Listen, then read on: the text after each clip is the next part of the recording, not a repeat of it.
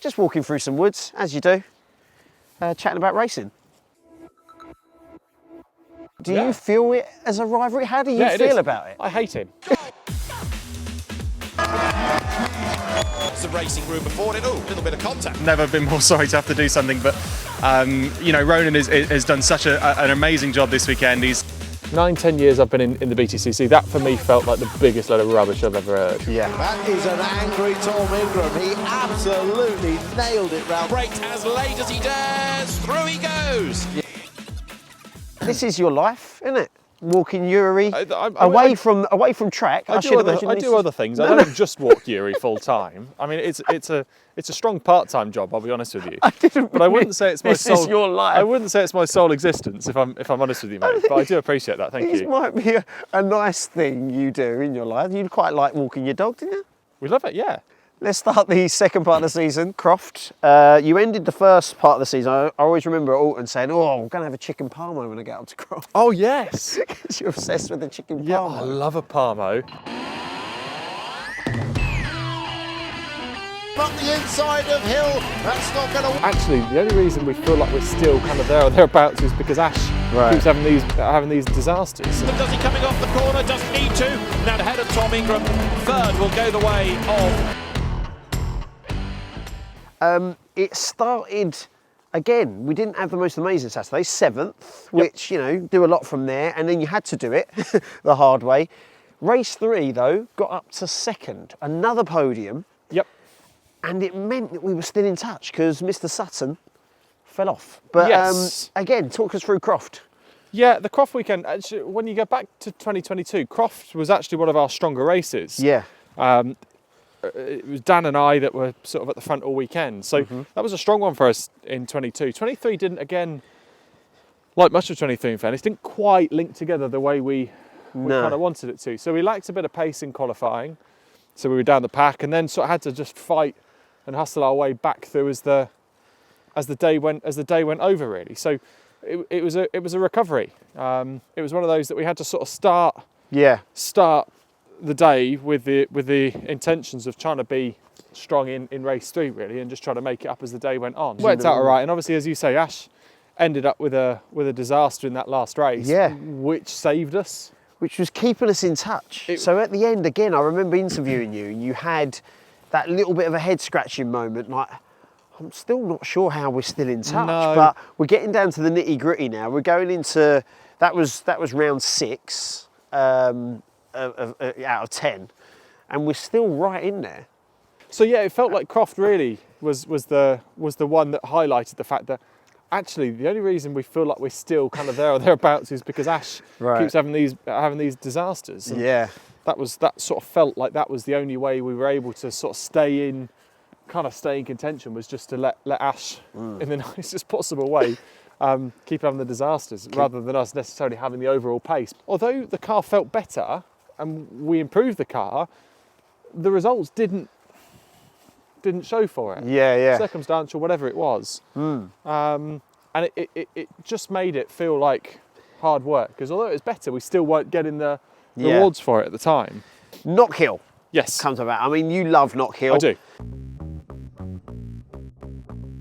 And he's going to be third as they head into Duffers Dip for the 2nd of the season, and to win race 1 of. You know, we've got to do it best for getting the best opportunities to win championships as well. Yeah. By side, yes, lots of racing room before it. Oh, a little bit of contact. Yeah, a nice thing to do, but sometimes it's part of being in the team, isn't it? Unfortunately. Yeah, and like I say, full respect to Ronan for doing it. Knockhill is where it all seemed to sort of come together. Yeah, it started to come back alive, is what felt that happened. And the Knockhill weekend seemed to flow better for us. There was the obvious that happened, but it felt like it flowed. It felt like we had a little bit more natural pace. It felt like we had a little bit more speed and just general raciness, if you were to call it that. Lights out, blast off at Knockhill. Great getaway by Ash Sutton. Ingram braked as late as he dares. Through he goes. Tom Ingram wins race 1 at Knockhill. So yeah, that first race was just mad, because it's one of those that you can't really call it. You're on the right. You've got to be on the right at the right time. We were the first of the sort of the leading pack to come in. Yeah. which was timed really well because we actually lucked in. Then there was a safety car to sort of close everything up. So we almost went for the, as they call it in the F1, we almost went for the undercut. Yeah. And it kind of worked really well because we were able to come then back out already on the wets. Yeah. Build them up to temp. By the time the safety car came out, it all sort of fell in line for us. Fell into place. So this week go out. So you were first. We also had Tom Chilton on the podium as well. Yeah. But then obviously, you get the news. Well, the roller gives us the news. And that's one of those things. I mean, from a driver's standpoint, you know instantly once you're in there because you can feel it hit the splitter. Dear. Right. And at that point, you know it. You know, it's fairly cut and dry that the ride height's the ride height. You can argue damage. You can argue tyre pressure to a certain degree. Yeah. You can argue a few other bits and pieces. But fundamentally, it comes down to the ride height. The ride height is the ride height. And we were under it. We got kicked out. And it comes back to that fallout. I said about it. I remember we did a little piece on social saying about it, that is what it is. Like, we went out on the slicks, we changed to wets, slightly different ride height with a slick to wet. Yeah.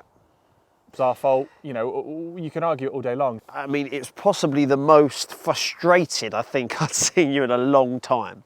You usually, you know, and then also straight after there was pit lane walkabout, we did the little bit for social explaining what happened, and then you know, you were explaining it to our followers, and then you got to go out for pit lane walkabout.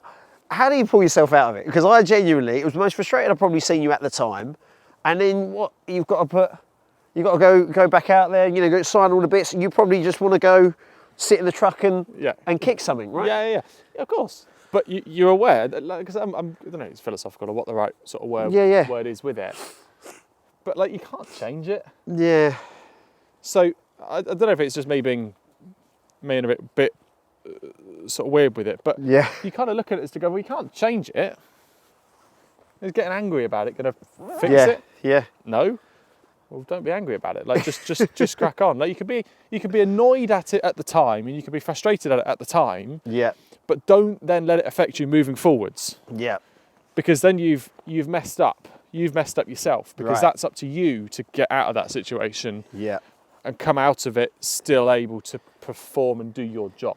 For the third race of the day at Knockhill, We Go Racing. Ronan Pearson leads the way. Heroics up the inside line, a big dive by Tom Ingram. That was Jake Hill. What's going to happen here? Because they run side by side. Yes, lots of racing room before it. Ooh. Amazingly, you went and pulled something out the bag and ended up on the podium in race 3. Yeah, I think the drama kind of continued all the way through, because it was just one of those things that the weather was all over the place. It was the rest of the day. The second race we started in Dunfermline and had to sort of come back through. I think I said that on the grid to Louise, actually. I might even said it with you as well. You did. And it just meant that you eyes forwards, just see how far up you can get, to give yourself an opportunity for the reverse grid to try and pull a result out of it. And it kind of worked. Obviously, we managed to get through. Yeah. And then we got an all right reverse grid. And, you know, we just did well to then come through and sort of get a result right at the end. And obviously Ronan played his part in all of that as well to enable us to get the extra points that we kind of needed. Yeah. In that element, obviously, you know, as a young driver yourself, you know, being in that situation, Ronan, as he was, obviously Ronan was on the podium with you at the end, for Jack Sears. Yeah. I mean, an outright Jack Sears win. We've been begging for that all year. Yeah. And it had been coming for Ronan, so a bit of bad luck he'd had, obviously, at Donington. So it was great to see you guys up the thing. But then there was a nice moment at the end between you guys where you embraced. And there was a little bit of an understanding there. How difficult is that from your point of view? Because I actually got you in the truck, and again, I'd seen you the most frustrated earlier on in the day, and then I'd almost seen you almost a little bit deflated. Yeah, I didn't like it, I'll be honest with you. Although you know, as a team and as a collective, we kind of agreed that it was the best thing to do to kind of give me the best opportunity to try and win the title. Yeah. It never feels nice. No. Of course it doesn't, and especially for Ronan at his home circuit, you know, for his first podium, it's never nice to do, and obviously you never like to do it. But But at the same time, you know, Ronan was grown up and mature enough to go and think about the bigger picture with it as well. Yeah. And you know, full respect for it because he handled it immensely well. You know, in the circumstances. Yeah. I didn't like it at all. Yeah. You know, it felt really weird. Yeah. It felt almost rude. But at the same time, you know, for us as a team, you know, we've got to do it best for getting the best opportunities to win championships as well. Yeah. It's never a nice thing to do, but sometimes it's part of being in the team, isn't it? Unfortunately. Yeah, and like I say, full respect to Ronan for doing it.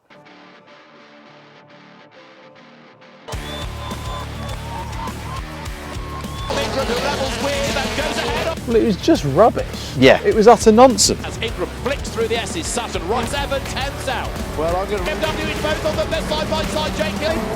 They're going to be side by side down the track. A really inspired Ingram. That is... Donington Park GP. I'm sorry, I still can't take you seriously with a moustache. You're going to have to. This was the one that I felt really excited about because we did a little bit of a we did track Tom tour. Ingram's tours, Tom didn't we? Ingram's tours. So yeah, Tom Ingram's tours. We done that, and you talked us through a lap of Donny, and you should have had pole, Should have had pole. which meant we were quicker. Yeah, we were. We were quicker. So Donington was a good weekend for us for a couple of reasons. Firstly, because we actually felt like we'd had a chance to test there. Of course, yes. Which was one of the first times that we had that this year, where we actually felt kind of prepared and just felt good. Yeah. It's the first real time, Spencer won't really like me saying this, that the car went, okay, Yeah. this is doing what I want it to do. And the most frustrating part of that is that then the soft squishy thing let it down. The time and the opportunity when the car's feeling good, I messed up. And that's the thing that riles me most. That's the thing that really frustrates me most, is when the opportunity was there, I didn't do it. I didn't deliver from it. It's round 22, it is go. Bit of wheel spin from Ash Sutton. Much better getaway by Tom Ingram, who levels with. And Through comes Ingram. Collard away from Ingram will just sit there and back points, thinking for back that lost ground. As now Sutton is very definitely going for the race lead. So race one, we're going to race one, and obviously we had the three that were challenging for the title right at the front, the sharp end. Ash, yourself. Well, Ash had gone into the Ash distance, had gone. didn't Yeah, he? Ash had gone. We had qualifying in the dry, race one was then in the wet, and the car just never did what I wanted it to do in that first race. It just felt a little bit meh. Yeah. Just nothing really So doing. you were hanging on a little bit with some pressure from Mr. Actually, Hill. you know what? It felt very similar to as it did in the earlier Donington Park year. Yeah. That it just didn't feel like we had the pace and just had to be a bit of a sort of a roadblock. stopgap. Yeah. Just sort of drive around and try to get something out of it. Yeah. And those that might not know I thought Knockhill was probably the most frustrated I've ever seen you. I think actually that was then trumped by Donington Park GP. Do you want us to tell us what happened? I'd absolutely agree with you. I think more than any reason that it was just rubbish. Yeah. It was utter nonsense. So the decision we're talking about. So yeah, we'll show the footage. BMW is both of them, they're side by side. Jake Hill gets run out wide over the curb. So it came down to that final corner. So the last corner of the last lap with Jake and I. Now I'd done 20 something laps, however many laps it had been, ahead. No stress. Come to the last corner of the last lap. Jake comes around my outside. I go, that's all right, he's come around the outside. There's nothing to expect from that. And he kept his foot in, and as I'm starting to get towards the exit, Jake's then used his rear wheel drive traction to fill a gap as I'm already there.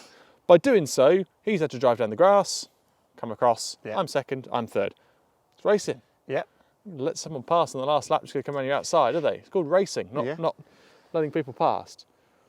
They then appealed it afterwards and said I ran him off, which was there? Yeah. Was there contact on the outside of the circuit that made him go on the grass? Clearly there was, yeah. Not intentional from my side. I'm perfectly allowed to take the line that I want to take. Mm-hmm. Jake comes around my outside into a closing gap, runs himself on the grass. That is what it is. Okay, fine. You know, that kind of is what's happened. They then appealed it, got it overturned. saying I didn't leave him racing room on the outside. Now, that for me felt like utter nonsense. Yeah. You know, in the 9-10 years I've been in the BTCC, that for me felt like the biggest load of rubbish I've ever heard. Yeah. And I felt genuinely really aggrieved by the situation, especially as afterwards we appealed it, went to the stewards of the meeting. Yeah. They then rushed it through, it felt, because there was only a few minutes, you know, there was only sort of 10 minutes to race 2. Yeah. So the whole thing just felt rushed, really. So we didn't get a good appeal. I could talk about it all day long. But I genuinely felt very aggrieved and very angry about the situation, especially given Jake had done exactly the same thing to Ash at Alton Park 3 weekends previous. Exactly. But it's funny because your thoughts, and they were actually, you were in the car, funnily enough, at the time, and I popped back in the truck to charge my phone. It's a lot of charging we have to do at a race weekend. And a certain Mr. Tim Harvey was on the commentary, giving his exact same thoughts about the people that make this decision. This might not be able to go in, but who cares, we'll say it. The people that make these decisions are not looking, have never driven a race car or whatever, because they're not aware of what you're actually doing there on the final corner, and there's no chance that should be upheld. Well, I totally don't agree with the decision. As they come into the corner, Ingram is ahead. He is ahead on the road, and therefore when he accelerates, the car naturally will go to the outside track. He has left a bit of room, but you can't just accelerate flat out on a greasy circuit and have the car not run out onto the normal racing line. The only way Ingram could have given him more room would have been to have actually physically lifted out of the throttle. In other words, allow a car to just drive round the outside of you and gain the position. And in the judgment from the BARC, it says you gained an unfair advantage by not leaving a car's width to the edge of the circuit when he was already in front. I cannot understand that judgment. The rules are written by people who do not know how racing cars work. I get it from Toka's side, from BTCC side. That's what, you know, they could say that as drivers we've asked for that. Yeah. I don't believe we fully have, but that's kind of what's been said with it. But it just meant that I was a bit angry. Race 2, I'm getting a bit of a broken record with this, and I'm hoping we're going to be able to cut up all the times I've actually said this sentence. Race 2 is probably the best race I've ever seen you have. Knockhill with him at the front, who makes a demon getaway. It's Ingram up the inside, and he goes second. Good move. Not going to lift. He will not lift. Great victory. Just look at the reaction, and I can. Whoa! Yeah, that's close, wasn't it? We almost lost you. Yeah, I shouldn't there. Because you had to get past, Mr. Sutton and Mr. Hill, I think made it all the more special. It did. They fired you up in that They did. room. Yeah, they did. And I'm actually getting angry about it, talking about it now. But the good thing, it was a good and bad thing. Good thing is that we won the race. Yeah. And it was a great race. Tim's with a little bit of frustration because everyone got, oh, he's quick when he's angry. Like, well, yes and no. That was fallout from qualifying. That was the car. We're in dry performance now. So in qualifying, we were really quick. Yeah. Should have been on pole. I messed up. Then when we went to race 1, it was wet. Yeah. We went the wrong way on setup. Race 2, back to dry settings. Yeah. Car came alive again and just felt fantastic. So although everyone went, oh, he's really quick when he's angry, that was more of a just a case of the of coincidental. Yeah. But it was mega. It was really, really good, and especially to have got Jake and then got Ash down ran the outside of Ash down the Craners was proper. Really, really good. And I've never been so pumped up after a race. Like that was the thing that was the anger coming out, not necessarily on circuit. No. It was more after the race that the anger left you. It was a sort of a genuine case of it was righting wrongs, almost in a sort of way you could kind of say that. But felt like we'd got the job done that we should have done in the first race, if that makes sense. Yeah. Just when we thought Donington couldn't get any more dramatic, race 3 was going well for us. Right, last race of the day. Gets set for round 24. Lights out, Blum. In front of Sutton, and up comes Ingram on the inside. As a result of that is Sutton going toe-to-toe with Ingram. Ash on the championship rivals absolutely side by side, and Ingram is not. Yeah. Yeah. So in your words, tell us what happened. Race 3 was kind of all going to plan really. We'd got a good start. We'd sort of held good position over the first third of the race. We're outscoring Ash. Yes. Everything was kind of going to plan. We were quicker than the cars ahead. It felt like we had a good bit of speed in the car. The car was feeling nice. We had plenty of hybrid left. Everything was kind of going to plan. Dan ended up clipping hitting the tyre stack on the inside of the chicane. Picked up some damage, and there was a load of smoke coming off his right front, left front, right front, whichever one, it doesn't matter. And kind of did the rest half the lap. I thought, oh, he's must have picked up some damage, you know, might be coming in. He didn't come in the pits, and because he didn't come in the pits, I thought, oh, obviously he's not picked up any damage, you know, we're fine here. So as we come down the pit straight, Dan's gone to the inside, so the right-hand side, and starting to slow down like he has picked up damage. So I've got no other option but to go down the left-hand side to go past. And then as he's come to the first corner, he just can't turn. Do I blame Dan?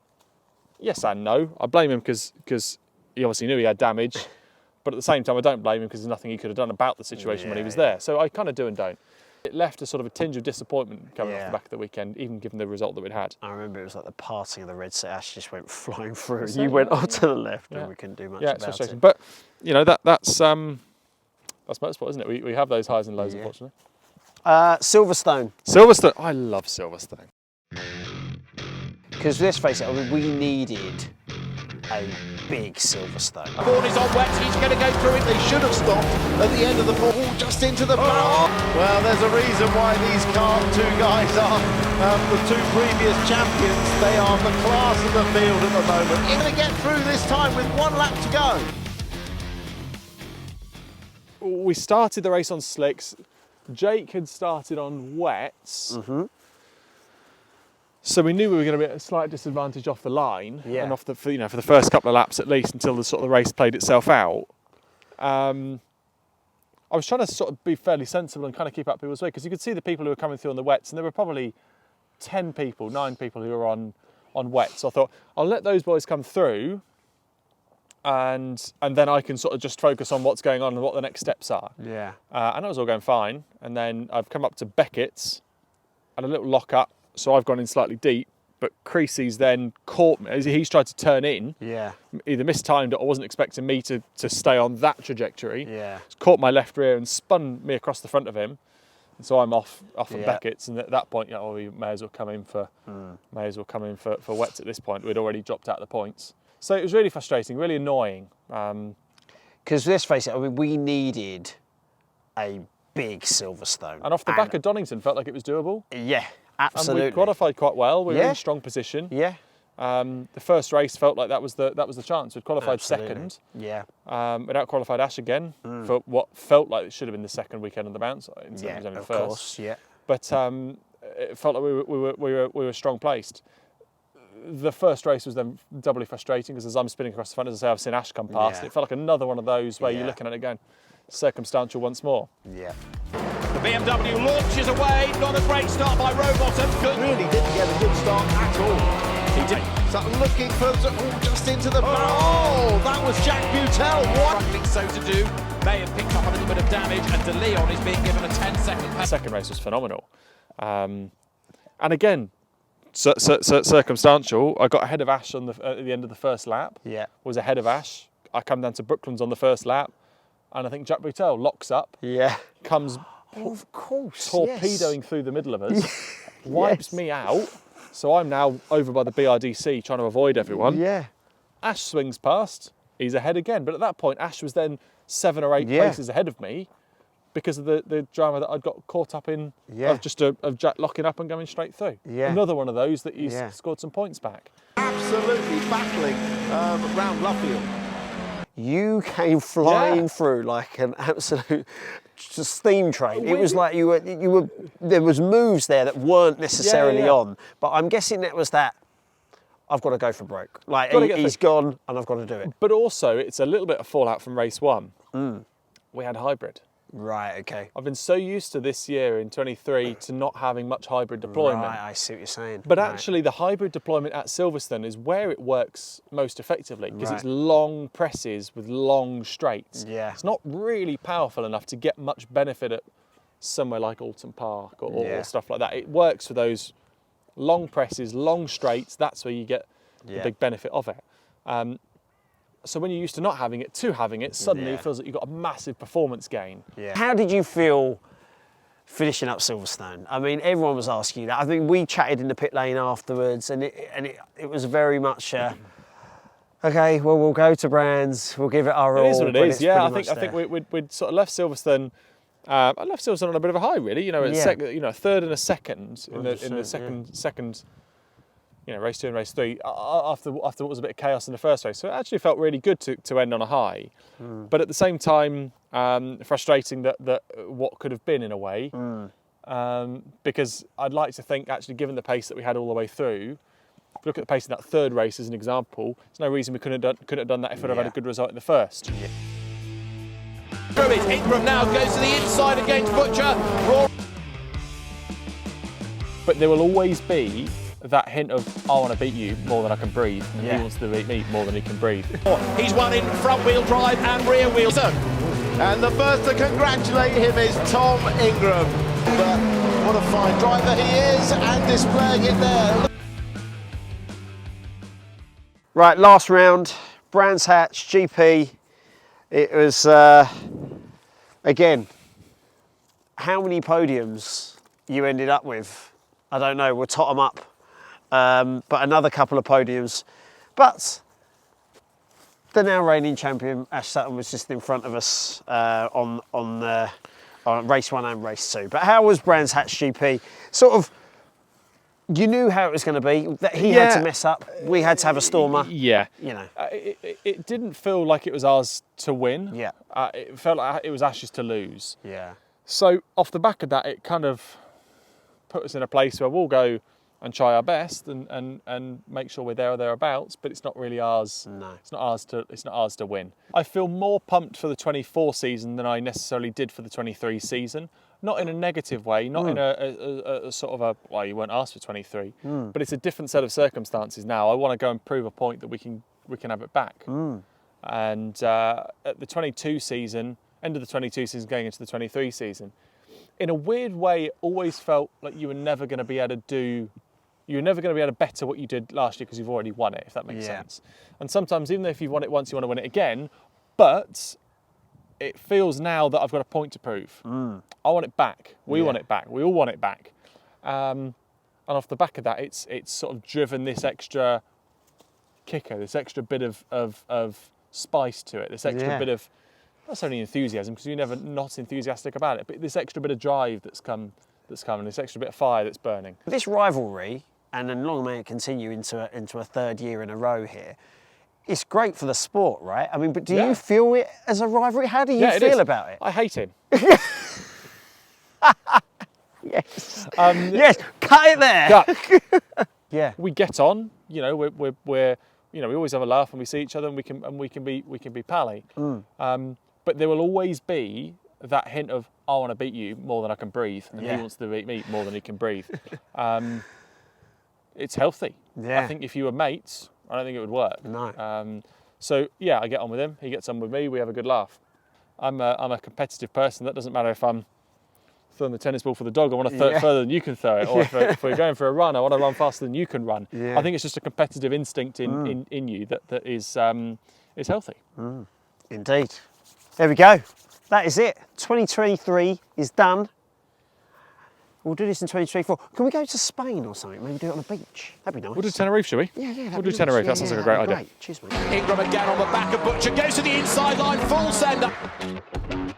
Colin will love this because in the BMW you can get underneath him.